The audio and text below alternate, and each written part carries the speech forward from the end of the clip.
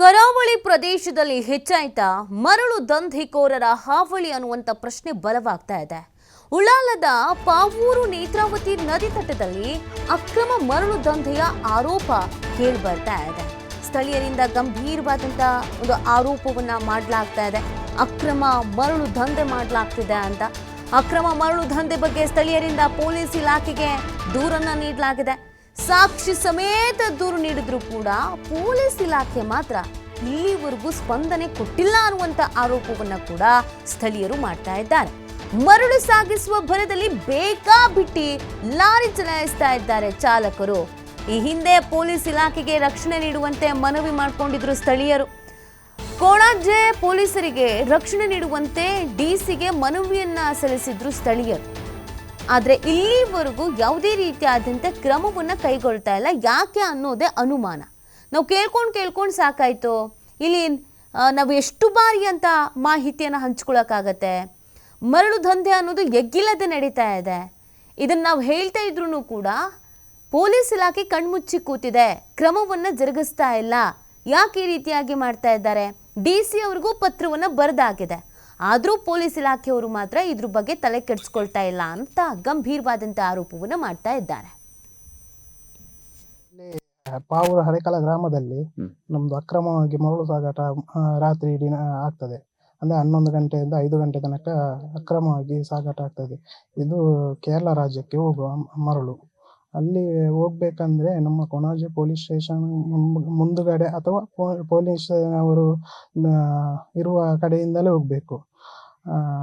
ಆದರೂ ಪೊಲೀಸ್ನವರು ಏನು ಇದಕ್ಕೆ ರೆಸ್ಪಾಂಡ್ ಮಾಡಲಿಲ್ಲ. ನಾವು ಎಷ್ಟು ಬಾರಿ ಕಾಲ್ ಮಾಡಿದ್ರು ಸಹ ಬರಲ್ಲ.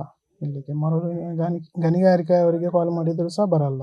ಅವರು ಡ್ಯೂಟಿಯಲ್ಲಿ ಹಾಗೆ ಇಲ್ಲ ಹೀಗೆ ಇಲ್ಲ ಅಂತ ಹೇಳ್ತಾರೆ. ಎಸಿಟ್ ಮೇಡಮ್ಗೆ ಕಾಲ್ ಮಾಡಿದ್ದೇವೆ, ಏನು ರೆಸ್ಪಾನ್ಸ್ ಇಲ್ಲ ಇಲ್ಲಿ. ಅದಕ್ಕೆ ನಮಗೆ ಭಯವಾಗಿ ಇಲ್ಲಿ ಲೇಟ್ ನೈಟ್ ಬರುವವರಿಗೆ ಉಪದ್ರ ಆಗ್ತದೆ. ಯಾಕಂದ್ರೆ ಓವರ್ ಸ್ಪೀಡ್ ಗಾಡಿ ಓಡಿಸ್ತಾರೆ ಇವರು ಎದರಿ, ಮತ್ತೆ ಗಾಡಿ ಎಲ್ಲ ತಾಗಿ ಅದೆಲ್ಲ ಮಾಡಿ. ಅದಕ್ಕೋಸ್ಕರ ನಾವು ಪೊಲೀಸ್ನವರು ಅವರೇನು ಇದು ಮಾಡಿದಾರ ಅಂತ ನಮಗೆ. ಈ ಬಗ್ಗೆ ಮತ್ತಷ್ಟು ಮಾಹಿತಿಯನ್ನು ನೀಡ್ತಾರೆ ನಮ್ಮ ಪ್ರತಿನಿಧಿ ಆದಿತ್ಯ. ಪೊಲೀಸರ ಗಮನಕ್ಕೆ ತಂದ್ರೂ ಕೂಡ ಕ್ರಮ ಕೈಗೊಳ್ತಾ ಇಲ್ಲ ಅಂತಂದ್ರೆ ಏನ್ ಕತೆ? ಏನಾದರೂ ಒತ್ತಡ ಇದೆಯೋ ಅಥವಾ ಎಲ್ಲ ಗೊತ್ತಿದ್ದು ನಾವು ಈ ರಿಸ್ಕ್ ಕೈಗೊಳ್ಳೋದು ಬೇಡ ಅಂತ ಸುಮ್ಮನಿದಾರೋ? ನೀತಿ, ನಿಜವಾಗ್ಲೂ ಪೊಲೀಸರಿಗೆ ಒಂದು ಪ್ರಭಾವಿ ವ್ಯಕ್ತಿಗಳ ಒತ್ತಡ ಇರುವಂತದ್ದು ಈ ಪ್ರಕರಣದಲ್ಲಿ ಖಂಡಿತವಾಗ್ಲೂ ಗೊತ್ತಾಗುತ್ತೆ. ಯಾಕಂದ್ರೆ ಇವತ್ತು ನಿನ್ನೆ ಕಥೆ ಅಲ್ಲ ಇದು. ಸುಮಾರು 2-3 ವರ್ಷಗಳಿಂದ ಒಂದು ಪಾವೂರು ಸಮೀಪದ ನೇತ್ರಾವತಿಯ ನದಿಯ ಒಡಲನ್ನ ಮರಳುಗಾರಿಕೆಗೋಸ್ಕರ ಬಸಿಯಲಾಗ್ತಾ ಇದೆ. ಅಲ್ಲಿ ಮರಳುಗಾರಿಕೆಯನ್ನ ಅಕ್ರಮವಾಗಿ ನಿರಂತರವಾಗಿ ಮಾಡ್ತಾ ಇದ್ದಾರೆ.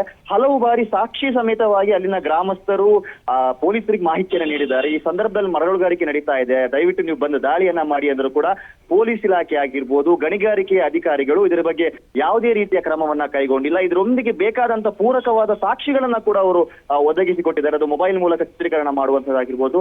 ಕೆಲವೊಮ್ಮೆ ಅವರೇ ಅಲ್ಲಿ ಹೋಗಿ ದಾಳಿ ಮಾಡಿ ಮರಳುಗಾರಿಕೆಯನ್ನು ನಿಲ್ಲಿಸಿರುವಂತಹ ಘಟನೆಗಳು ಕೂಡ ಎಷ್ಟೋ ಸಲ ನಡೆದಿದೆ. ಇವತ್ತು ಖಂಡಿತವಾಗಿ ಇಲ್ಲಿ ಮರಳುಗಾರಿಕೆ ನಡೆಯುತ್ತೆ ಅನ್ನುವಂಥದ್ದು ಕೂಡ ಗ್ರಾಮಸ್ಥರಿಗೆ ಗೊತ್ತಿರುತ್ತೆ. ಇಂಥದ್ದೆಲ್ಲ ಮಾಹಿತಿ ಇದ್ರೂ ಕೂಡ ಪೊಲೀಸರಿಗೆ ಕೊಟ್ಟಂತ ಸಂದರ್ಭ ಪೊಲೀಸ್ ಇಲಾಖೆ ಆಗ್ಲಿ ಗಣಿ ಇಲಾಖೆ ಆಗ್ಲಿ ಯಾವುದೇ ರೀತಿಯ ಒಂದು ಕ್ರಮವನ್ನ ಕೈಗೊಳ್ತಾ ಇಲ್ಲ. ಗ್ರಾಮಸ್ಥರು ಎಲ್ಲಿಯವರೆಗೂ ಕೂಡ ಬೇಸತ್ತಿದ್ರು ಅಂದ್ರೆ ಅಂತಿಮವಾಗಿ ಡಿಸಿಗೊಂದು ಮನವಿಯನ್ನ ಮಾಡ್ತಾರೆ. ಇಲ್ಲಿನ ಪೊಲೀಸರಿಗೆ ಮರಳುಕೋರರಿಂದ ಅಪಾಯ ಇದೆ, ಅದೇ ಕಾರಣದಿಂದಾಗಿ ಪೊಲೀಸ್ ಇಲಾಖೆಯವರು ಯಾವುದೇ ರೀತಿಯ ಕ್ರಮವನ್ನ ಕೈಗೊಳ್ತಾ ಇಲ್ಲ.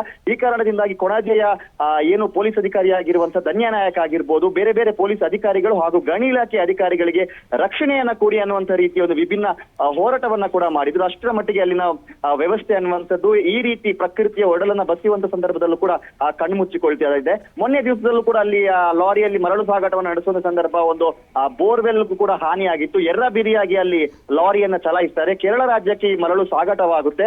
ಆದ್ರೂ ಕೂಡ ಪೊಲೀಸ್ ಇಲಾಖೆ ಯಾಕೆ ಕಣ್ಮುಚ್ಚಿಕೊಳ್ತಿದೆ? ಪೊಲೀಸ್ ಠಾಣೆಯ ಮುಂಭಾಗದಲ್ಲಿ ಈ ಮರಳು ಲಾರಿಗಳು ಓಡಾಡ್ತಾ ಇರುತ್ತೆ. ಸೊ ಎಲ್ಲೋ ಒಂದು ಕಡೆ ಯಾವುದೋ ಒಂದು ಪ್ರಭಾವಕ್ಕೆ ಮಣಿದು ಪೊಲೀಸ್ ಇಲಾಖೆ ಕೂಡ ಕಣ್ಮುಚ್ಚಿಕೊಳ್ಳುತ್ತಿದೆ ಅನ್ನುವಂಥದ್ದು ಅಲ್ಲಿನ ಸ್ಥಳೀಯರ ಒಂದು ಆರೋಪವಾಗಿರುವಂತದ್ದು. ಓಕೆ, ಥ್ಯಾಂಕ್ ಯು ಆದಿತ್ಯ ತಮ್ಮೆಲ್ಲ ಡೀಟೇಲ್ಸ್ಗಾಗಿ.